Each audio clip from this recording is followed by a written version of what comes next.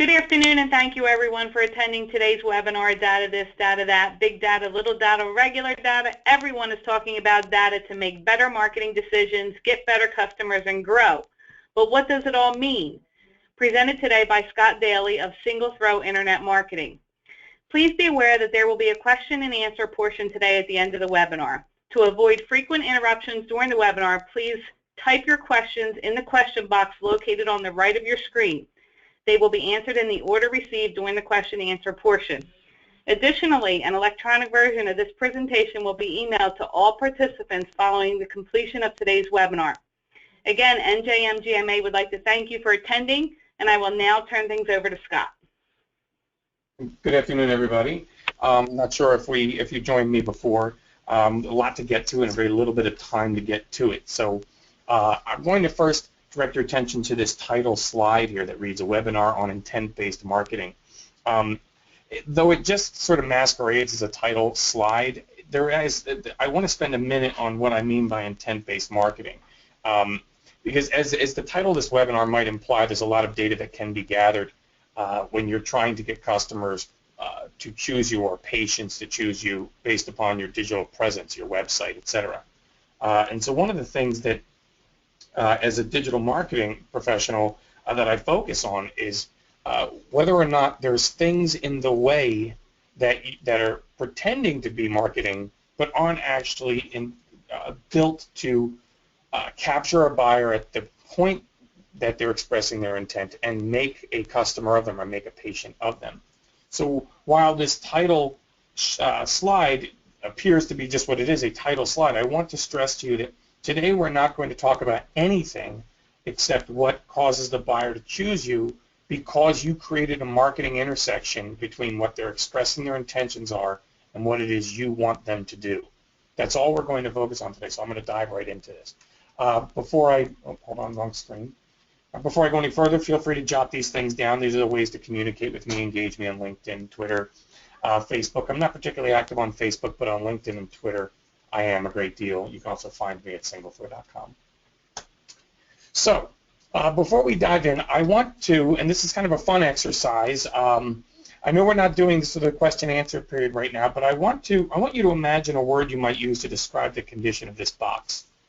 And just keep that word to yourself, and there's no way for you to communicate it with me. But I bet you the word you are using is probably the word damaged or something analogous, something synonymous with damaged, but I bet you wouldn't use the word average to describe the condition of this box. And believe it or not, based upon the definition of the word average and its origin, this box is in fact in average condition. And the reason I bring this up to you is so that you understand as marketing professionals, and we all are, everyone on this meeting, on this webinar is a marketing professional. Our responsibility is to identify when we're doing something that is average, that is neither offending nor delighting, but is sort of just humming along, not really doing anything to create new revenue. So 500 years ago, the word average, just a very quick sidebar, 500 years ago, the word average was derived from an Arabic Italian word pronounced awaria. And the word awaria was born of the problem of freight being delivered by ship in damaged condition. So, believe it or not, the word average, or awaria, is actually meant to describe something that is damaged. But over the course of the previous 500 years, we have upgraded the word average to mean something that's passable, something that's okay. Now, the reason I point this out, what does that have to do with marketing? The reason I point this out is, as a digital marketer, and just as you are as well, our burden is to identify when we're doing something that is just marking time. And when we do mark time, this is all we do. We wind up creating things that look a lot like this. We're just churning it off a conveyor belt. And I see this constantly. I don't see terrible marketing. I see average marketing. It's very seldom abysmal. It is occasionally, but not very often. I imagine that if you were to honestly grade your own marketing efforts, you might consider some of the things you're doing remarkable, while others kind of akin to this conveyor belt sort of exercise. And when we start to treat marketing like this, marketing starts to look like this. Do we have a website? Yes. Are we doing pay-per-click? Yes. Are we doing SEO? Yes. Are we doing social media? On and on and on. And when we add these these tests to a checklist, we start to treat them as formalities, not actually as an intellectual undertaking to try to earn new patients. So while we haven't dove into the nuts and bolts, and we will in a moment, I wanted you to recognize, and I wanted us to kind of unanimously come to an agreement that average means damaged. It's not good enough and shouldn't be acceptable to you. Now, I threw in a slide in here that reads start recording now. What I'm about to tell you is practical and executable. If you've joined me on a webinar before, or you've seen me speak in person in public at an event, then you know that the information I provide you is actually practical, executable information that I actually get paid to provide you. So this is all free, and it's really good stuff, which is why I want you to record this. So get out your cell phone and turn on that app that records my voice as I'm speaking, or take photographs of the slides. I know Dawn's going to provide you with this, but just make some sort of note if you can to record this while I'm speaking. It's going to be useful to you later on. The speed with which I'm going to move will benefit you to have recorded. Okay, so let's get into this. So what is known about your buyer? So I'm going to start with some fairly rudimentary statistics that are meaningful to you and your consumers. 62% of the consumers you wish to persuade most are prepared to take action immediately on their handheld device. 62% of them are instantly prepared to make a decision. 82% of them are influenced at the location. So, for example, let's say someone is visiting your location. They're more than almost 100% likely to be influenced to choose you again or form some emotional loyalty to your brand based upon the fact that they're very simply in the place that you're servicing them. So the moment you encounter your buyer or any of the folks that you train to deliver high-quality customer service, there's a digital marketing takeaway. The moment that patient walks up to the counter and says, "Hi, I'm Bob, I'm Jane, I'm here for whatever." The instant that buyer approaches that desk, the very first person they engage will help determine whether or not they choose you again. Instantly. And this happens based upon just having a device in their hands. 90% of the free world is going to make progress towards the buying decision, again, from their handheld devices. Let me go back to this one for a moment. This also applies to being at the location on the handheld. So let's say they're not at your location, but rather they are at your location for all intents and purposes because they're looking at your location on their handheld device. Almost 100% of the time, that will influence them to choose you based upon how they experience that information. Back to this one, almost 100% of the time, consumers using their handheld are using it as a milestone towards achieving an ultimate goal of theirs. 91, almost again 100%, use their phones to form ideas during tasks. So for example, if somebody needs medical attention that can wait, but they're beginning the process of determining what it is they need to do, well, maybe 100% of those folks using their handhelds are using that device to form ideas on what to do next. So let's take a look at this slide here. This is, on your right-hand side, you're seeing a search engine results page against the phrase primary care physician. Now, I know that some of you folks are primary care physicians on this call. That's not important. What is important is that you are in a service delivery field or industry or space or category. Because you're delivering a service, this is a good example of how much of that page's content is meant to connect the consumer with a local piece of information. So I'm going to show you the anatomical parts of this search engine results page, or we call it SERPs. I'm going to show you what percentage of this actually is is meant to express local information. It's actually 100%. So that green area there is local listings. So when I typed in primary care physician, one of the first things I see anatomically at the top of this search results page is this green area, or actual primary care physicians, or so I would assume. That's local information. That's what I want you to kind of gather from this slide.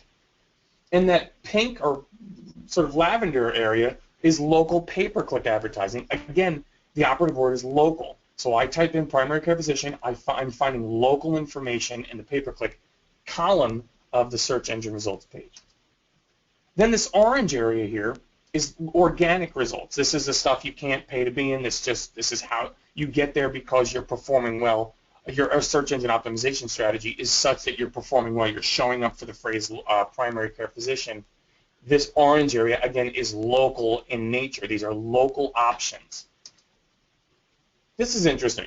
This is Google's way of saying, well, maybe you don't want a primary care physician. Maybe you just want local news germane or relevant to a primary care physician. So in this particular case, in the blue, pardon me, in the blue area, Google is actually saying maybe you don't want a doctor. Maybe you just want news on doctors. And in that particular case, this is a good example of Google actually undermining your buyer's attempt to connect directly with you because they're offering an alternative to connecting with you. That's important to recognize. Make a note of that. Then again, in the orange, you see more organic results. Again, you can't pay to be here. This is just where you are if your search engine results, pardon me, if your SEO strategy is effective. Here's another example of Google giving people an alternative to picking you. And this should vex you as a marketer.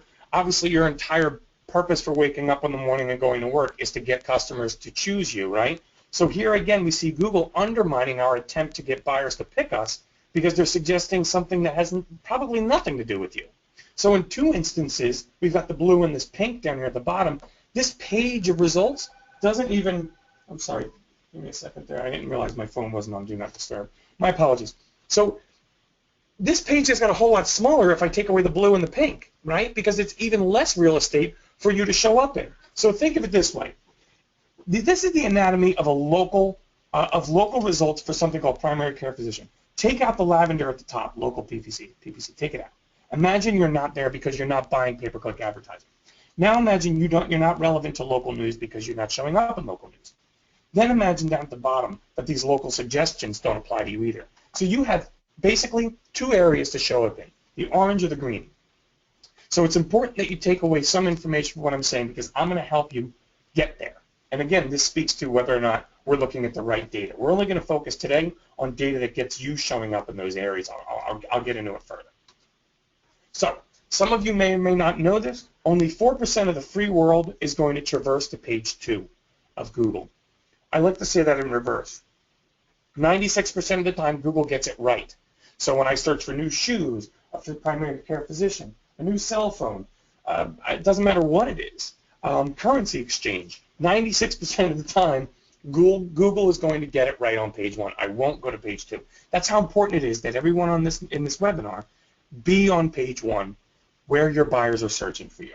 Because no one's going to care if you're on page 2, you may as well be on page 2 billion.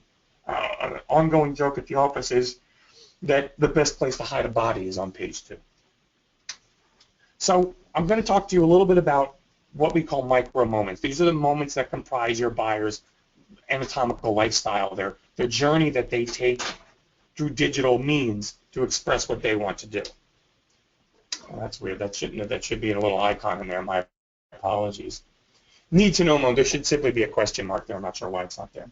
So I'm going to focus on four fundamental need to moments, or what we call micro moments. A need to know moment. Your buyers need to know something. And I changed the word want to need because in the medical space, typically when people are ready to choose you, it's because they believe there's a need to choose you. It's not necessarily discretionary spending like buying a pack of gum as you check out. They need your attention. So buyers will express themselves in search results on Google based upon their need to know moments of their lives. Also their need to go moments. Maybe they need you immediately, and if not immediately, they need you in rather quick order.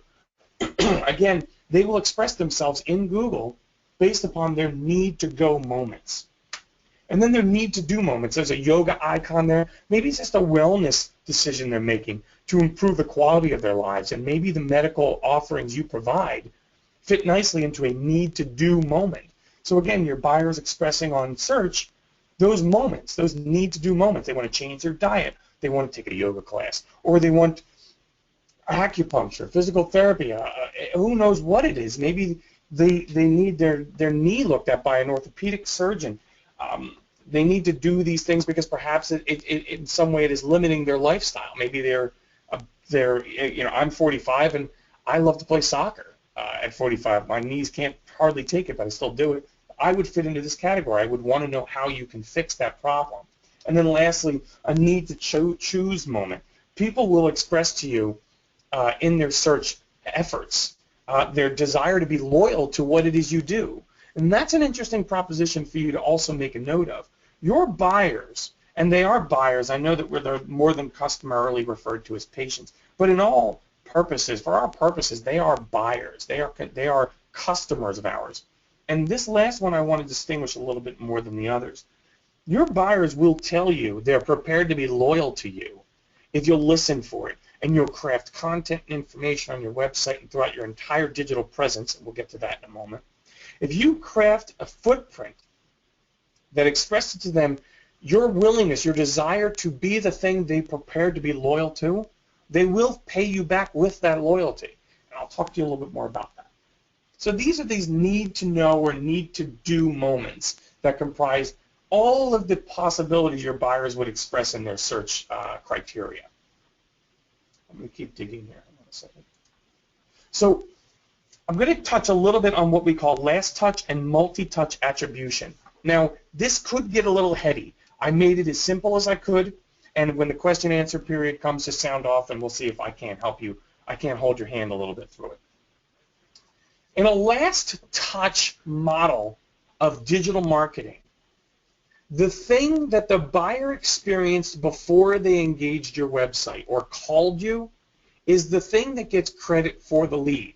That's why we call it last touch. So let me give you an example. So let's take a look at this diagram here. Actually, let me just use my pointer here. Where's the little pointer thing?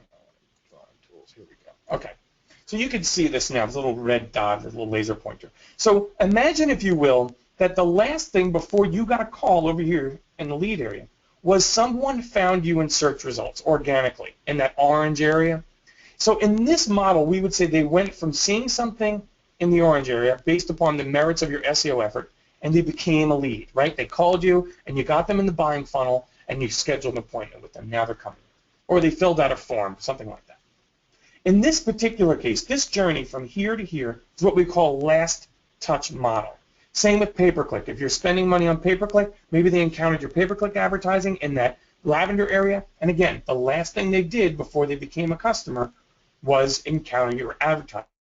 Maybe it's content from an offsite. Maybe it's mentions of you in a local business directory. Or maybe your user experience. Maybe they went directly to you, drsmith.com. They dialed that in, so they didn't go to Google. They just typed it in to their browser.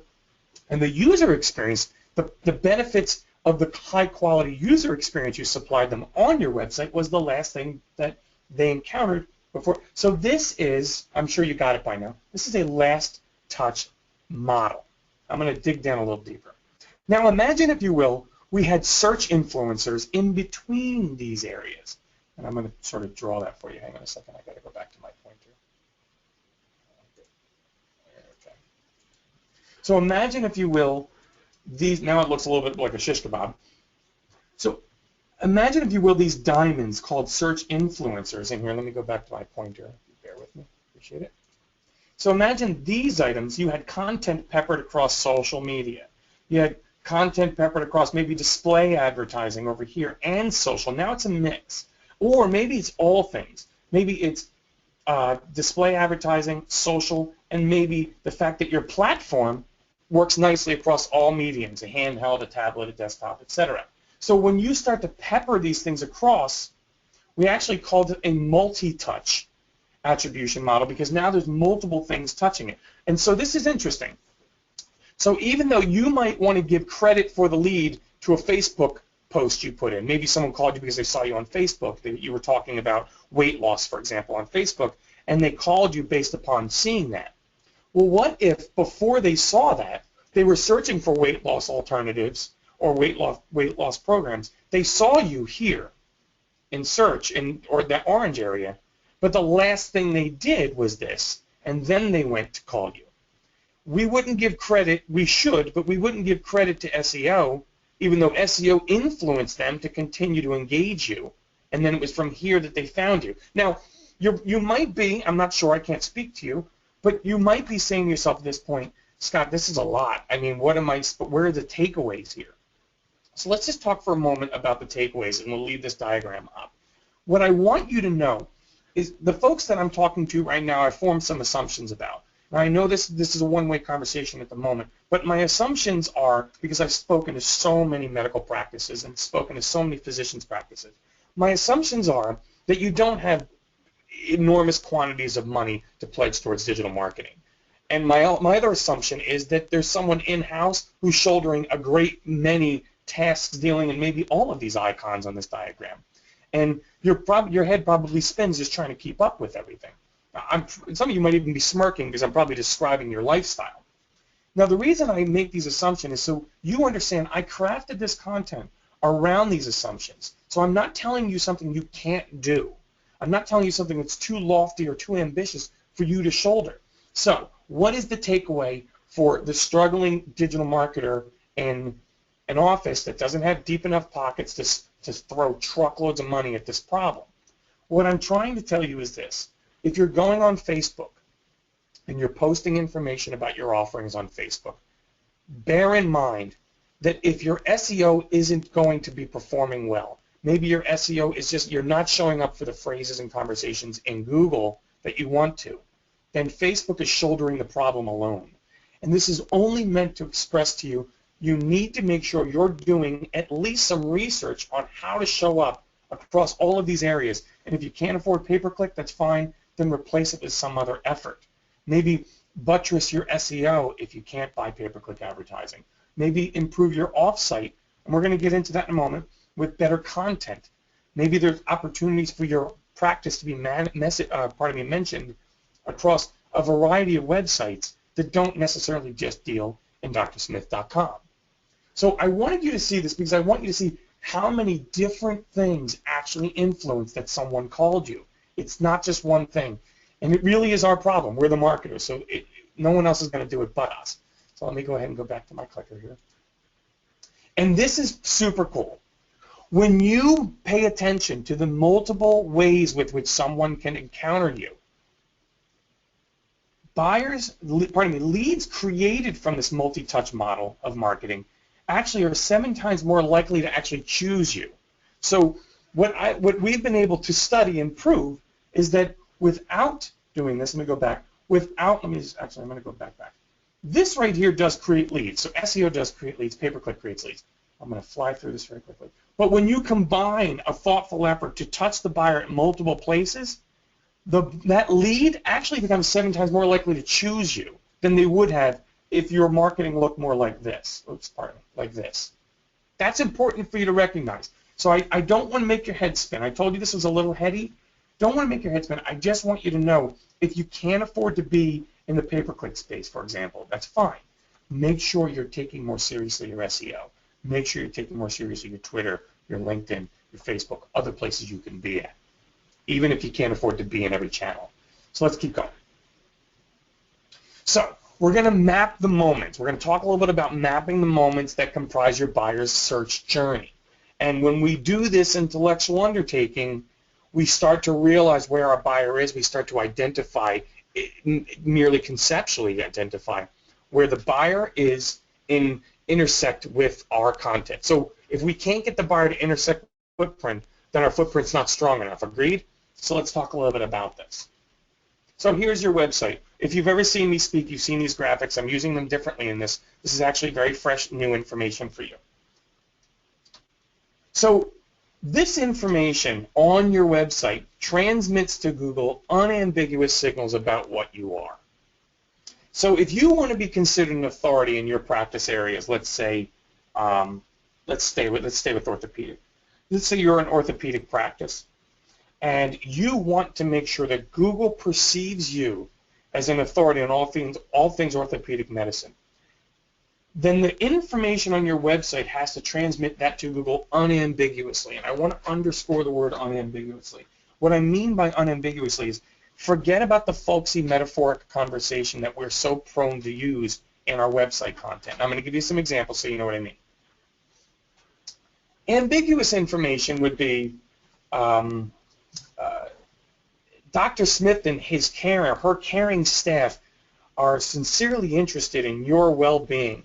Our gentle, hands-on approach that doesn't tell Google anything. Now, I get that you are hands-on. I get that you're gentle. I get that you're tender and you're sensitive to your consumers' needs. I get all of it. None of that's lost on me. But what is lost on Google is 100% of that folksy sort of colloquial conversation. What you want to do is tell Google unambiguously what you are, and ideally where you're doing it, right? So headings, locations, more headings, the copy, the imagery you use, the sentiment surrounding your brand. If you're getting reviews on Yelp, TripAdvisor obviously doesn't apply, but you get the point. Google reviews. This information should be crystal clear to Google, and ask yourself, it's not, we're not splitting the atom here. If you look at the information and you say, does this tell Google that I fix rotator cuff problems? Does it? You should know if it does. If it's speaking in sort of sentimental, folksy tongue, it's not good enough. It's just no one cares. Put that in your brochure that someone can leave the office with, your Slim Jim brochure, your Trifold brochure. Put that stuff in there. Google doesn't care how sentimental you think you are. Google cares about the thing you claim you are. So when you transmit, these are called on-site signals because they're coming from the website out to the ether.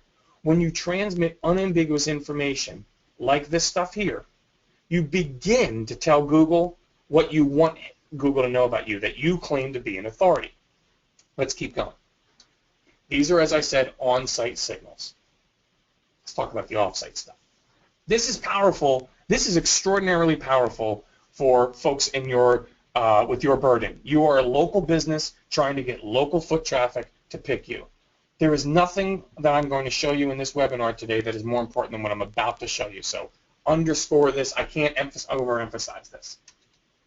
News outlets, communities. There are community discussions surrounding all the practice areas you deliver. And I'm not talking about HIPAA stuff. Don't go in there. We know not to solve problems in discussion boards. We know we can't do that. But we can talk to people about the things we do and why we're so darn special at doing it. Let's keep going. Directories. There are local business directories, and when they're not local, maybe they're specific to your practice areas. Maybe they're orthopedic directories that deal in nothing but exclusively connecting consumers with orthopedic surgeons, orthopedic physicians' practices, etc. Publications. We know that there is no shortage of publications, digital and even print, but we're talking about digital here. Digital publications that deal in the specific specialization your practice supports. Reviews, we already talked about this. The off-site reviews, your Google reviews, your Yelp reviews, your Vitals reviews, all of those third-party review aggregators are absolutely paramount to you.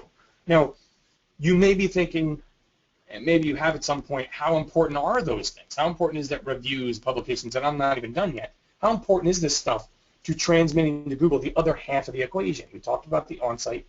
I can't emphasize, this right here is arguably, I can make an argument, this is more important than what's on your website.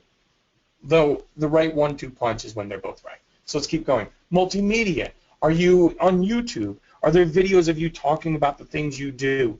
Are they well optimized? Businesses, other businesses. Do you have business partnerships?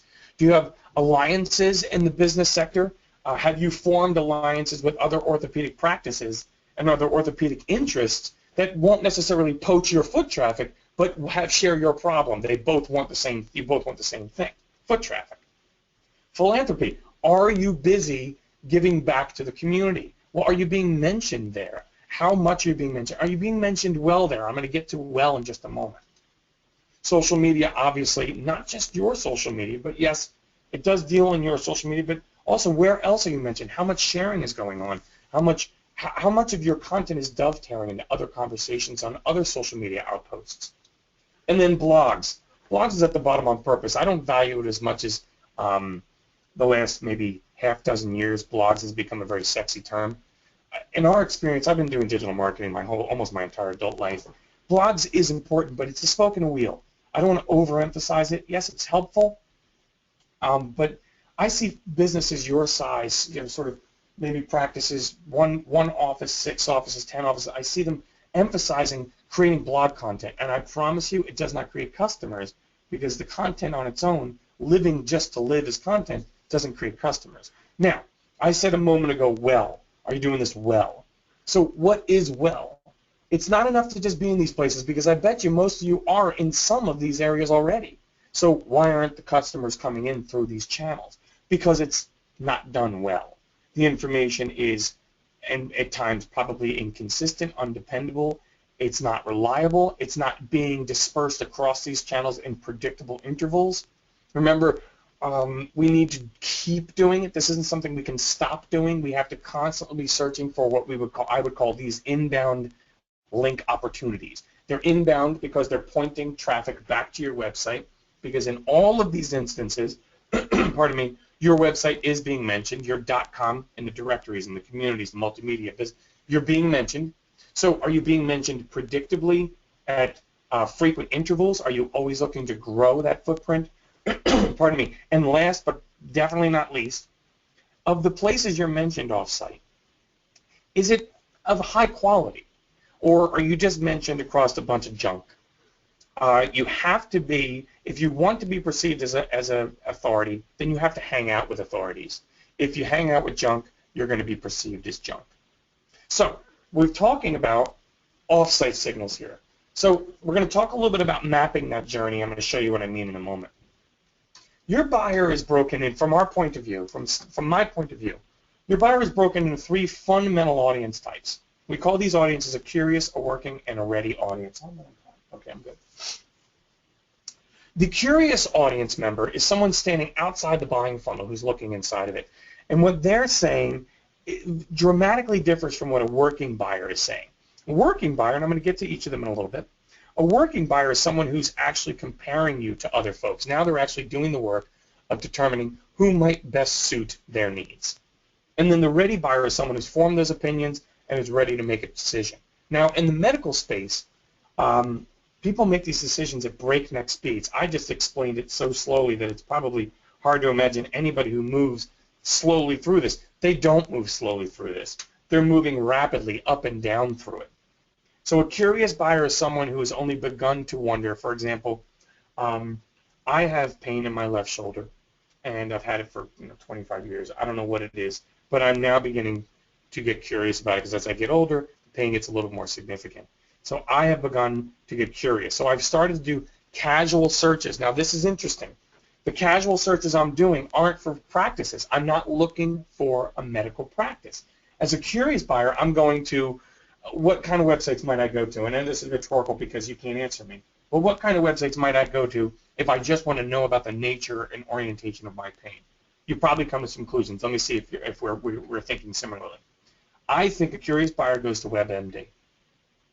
I think a curious buyer goes to websites that are informational in nature, and they don't get me in touch with the doctor yet because I don't know enough about whether or not I need a doctor, or I don't know enough about what kind of doctor I need.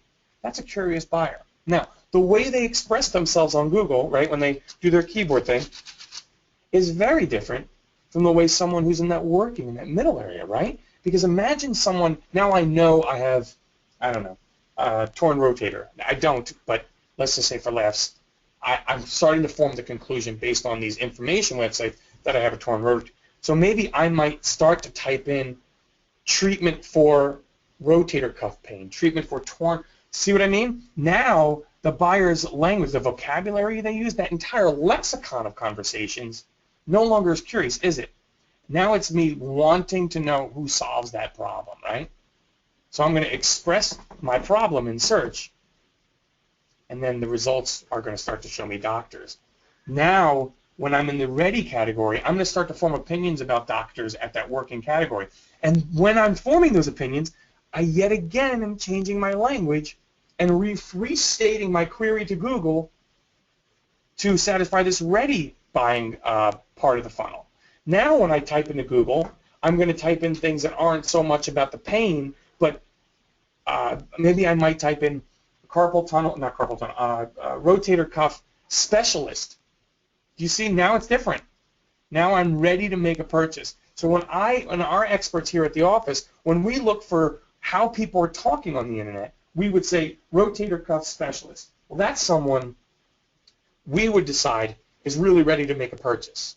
Rotator cuff discomfort, might be somebody who, or part of me, where, yeah, no, rotator cuff pain might be someone in the working to curious, and as I work outward, pain in shoulder might be curious. So make a note of these things because you're, now ask yourself, now this is the cool part, this is the sort of the reveal here, this is the cliffhanger, here's the reveal. Take a look, guys. Let's just take this, go back, let's just take this part here. From an offsite point of view, all those mentions of where we can be discussed, right? What about that offsite link footprint is associated with the various buying stages your consumer is in, and how does it connect to your website? Convoluted, I'll say it again. If I am mentioned a dozen different areas, websites, I'm mentioned, pardon me, across a dozen different websites off of your website, and they're all pointing back to your website, those dozen different mentions, do they appeal to the buyer at the curious working in stages of their work, pardon me, the curious working and ready stages of their buying journey? If they don't, then we know we have to get that offsite link footprint more aligned with where consumers are. Hang on a second, let me get my little pointer thing here. So if we know a curious buyer, we know more about how a curious buyer is going to express him or herself. Well, what about that link connects the curious buyer to the problem, and then from the problem to your website's content that further puts them down the funnel? Let me go a little bit further. Now, what about the stuff we're communicating to Google from our website? Remember, everything on that website should communicate to the buyer at the curious working and ready stages of their buying journey. So by now you're probably going, well, you know what, I really never thought about my content like this. So now I have to go back and look at my content, and I have to imagine what a consumer might say that is curious, what a consumer might say that is ready, what a consumer might say that is in the working in the middle area there. And do I have content on and off site that appeals and satisfies these buyers at the point with which you're intersecting? If you'll notice at the top of the slide, mapping the points of intersection. To be very frank, if your content footprint on or off site does not intersect with the consumer at these stages in their buying journey, you're not going to get picked. Why would you?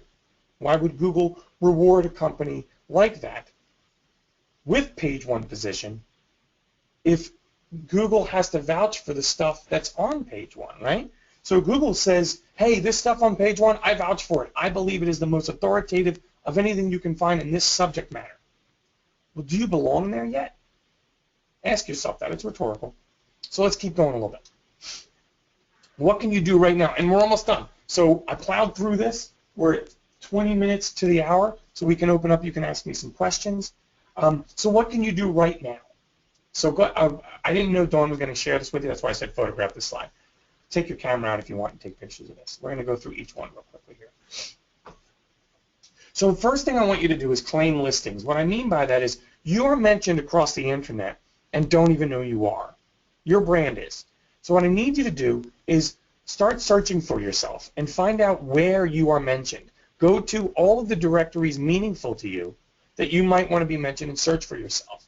That's sort of the poor man's approach to making sure that you're accounting for the times that you are mentioned on the air, and make sure you claim ownership to those listings, because if you are being mentioned, then you have to contact, if you can't control the content where you're mentioned, you have to contact the website provider and say, hey, this is me, I need to revise this, it doesn't accurately reflect my brand, or, hey, this is me, I don't want to be mentioned on your website, you're just not in keeping with what quality, so I want to disavow my relationship with you.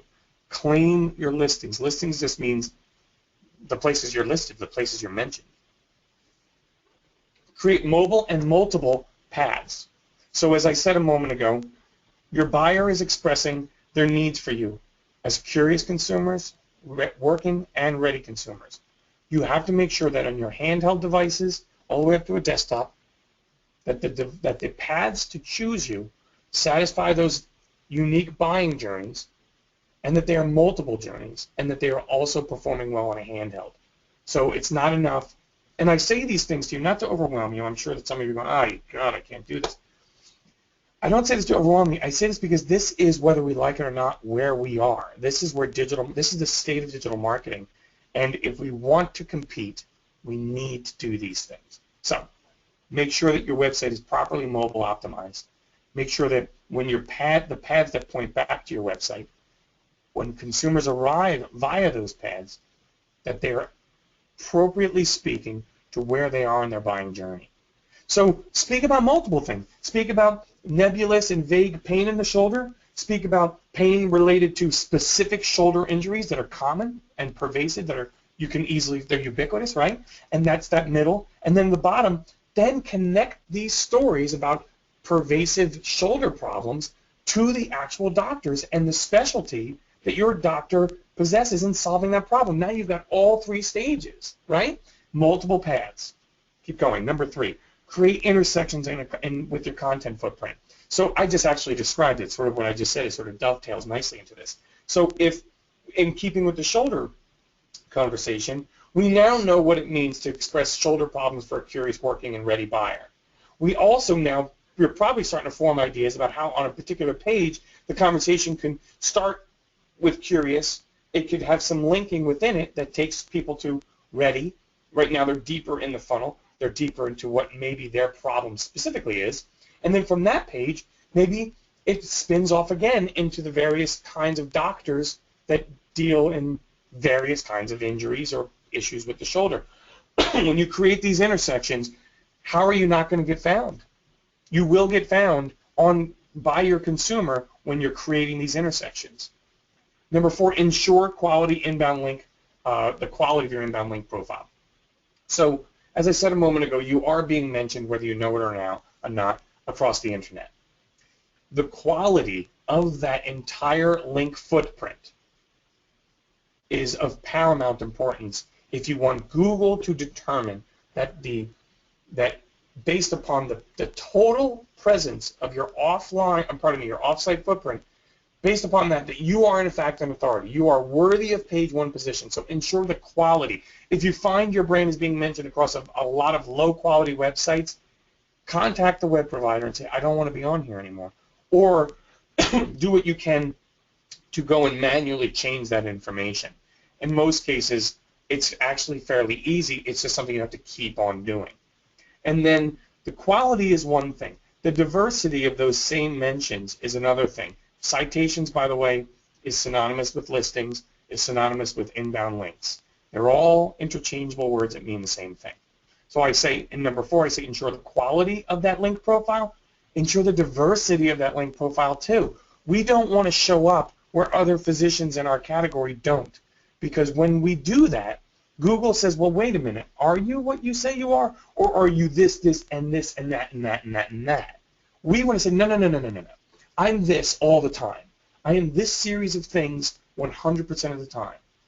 So when your offsite link profile is so diverse that it's covering a lot of things that don't really touch your category, touch your specialization, you send to Google a message that you're not really sure what you are, and Google forms the opinion that, well, if you don't know what you are, I'm not going to serve you up to Google, on page 1, because if you don't know what you are, I don't know what to tell your customer. So make sure that the quality and the quantity, which is just kind of another way of saying the diversity of it, make sure that all of these things are in keeping with what you want Google to know you are. Then Google will begin to reward you.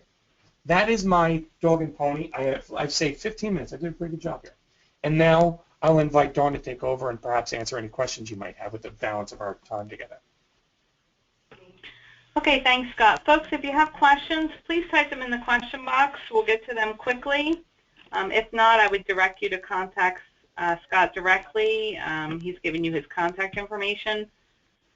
I'll give it a couple seconds here, Scott. Right now we don't have any questions. That's surprising. I know that I made some head spin. I think it was a lot of great information. I'm sure people are going to reach out to you directly. Okay, folks, if we don't have any questions, I'm going to thank you and Scott for today's webinar, and I'll get the presentations out to you all within the next 24 hours, and thank you again.